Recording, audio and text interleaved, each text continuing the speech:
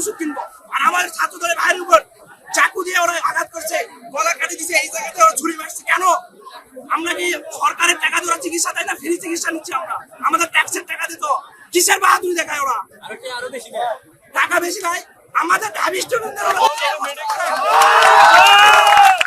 সাধারণ মানুষের ওরা কি অবস্থা করে আমি সেটা বলতে চাই। আমরা কারির বিচার চাই, বিচার বিচার বিচার চাই, বিচার বিচার চাই, বিচার নিয়ে চল বাহানা চলবে না, চলবে না, বিচার নিয়ে চল বাহানা চলবে না, চলবে না, বিচার নিয়ে চল বাহানা চলবে না, চলবে না। দাবির দুজন অ্যাকুইট প্যানক্রিয়াটিসের দুজন রোগী এসে এখানে যখন আমাদের ডাক্তার এখানে তাদের যে ওষুধটা প্রেসক্রিপশন করে সেই ওষুধটা তারা আমাদের ফার্মেসিতে পায় নাই, ফার্মেসিতে সেই ওষুধটা সরবরাহ ছিল না।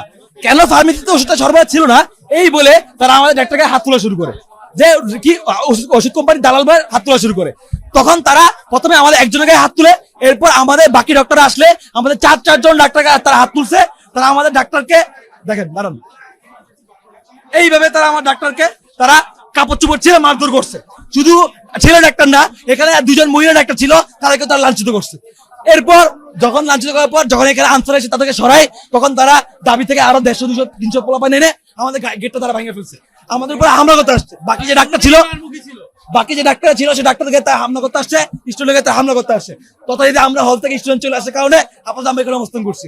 আমাদের দাবি এখানে যারা যারা সিসিটিভি ক্যামেরা ফুটেজ আছে, যারা যারা এই হামলার সাথে জড়িত ছিল তাদেরকে শনাক্ত করে তাদের ছাত্রত্ব বাতিল করতে হবে। যতক্ষণ পর্যন্ত করবে না আর যতক্ষণ পর্যন্ত চিকিৎসকদের নিরাপত্তা নিশ্চিত হবে না, আমরা এখানে আমাদের অবস্থান ছাড়ছি না। হ্যাঁ, চোখ বন্ধ থাকবে, চিকিৎসা বন্ধ থাকবে এখানে। আর দয়া করে আপনার কাছে একটা রিকোয়েস্ট, আপনারা জনগণের কাছে, দেশের মানুষের কাছে সঠিক তথ্য তুলে ধরবেন। তারা এখানে ভুল তথ্য প্রচার করছে যে ডাক্তার তাদের মারছে, অথচ এখানে ডাক্তার ছিল মাত্র 2 জন, তারা রোগী নিয়ে গেছিল, রোগীর সাথে ছিল তারা 15 জন।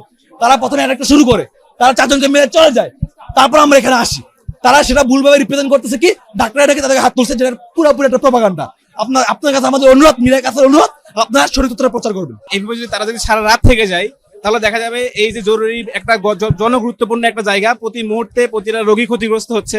আমরা চাই না কোনো রোগী ক্ষতিগ্রস্ত হোক। এই মুহূর্ত থেকে আমাদের কাছে মনে হচ্ছে যারা ঢাবি থেকে যারা আসছেন তারা যদি এখান থেকে চলে যায়, তারপরে এই পরিস্থিতি আস্তে আস্তে স্বাভাবিক হবে এবং পরবর্তীতে গিয়ে আমাদের ডিরেক্টর যারা আছে তাদের সাথে আমরা বসে আমাদের স্বাস্থ্য সুরক্ষা আইন বা আমাদের ডক্টরদের সেফটির জন্য যে দাবি দাওয়াগুলো আছে আমরা সেগুলা নিয়ে আন্দোলন করে বা তাদের কাছে আমরা চাপ তৈরি করে আমরা সেগুলো করতে পারবো। কিন্তু এখন যদি আমাদের এই জরুরি সেবা যদি বাস্তবায়ন করতে হয়, রোগী যদি ক্ষতিগ্রস্ত করতে না হয়, এই মুহূর্তে এখনই যারা ঢাবির যারা আছে তাদেরকে এখান থেকে সরান। আপনাদের কাছে আমি অলরেডি কয়েকজনকে যোগাযোগ করার চেষ্টা করছি, তাদেরকে ফোন দেওয়া হয়েছে। তারা যদি এখান থেকে চলে যায়, আমরা যদি এখানে যারা ডক্টররা যারা আছে তারা যদি নিরাপত্তা বোধ করে যে না তারা আবার আক্রমণ করবে না, যেহেতু অলরেডি একবার তারা এখানে আক্রমণ করছে বা এটা ভাঙন হয়েছে, নতুন করে আবার সবাই ধরে আক্রমণ করার সম্ভাবনা আছে।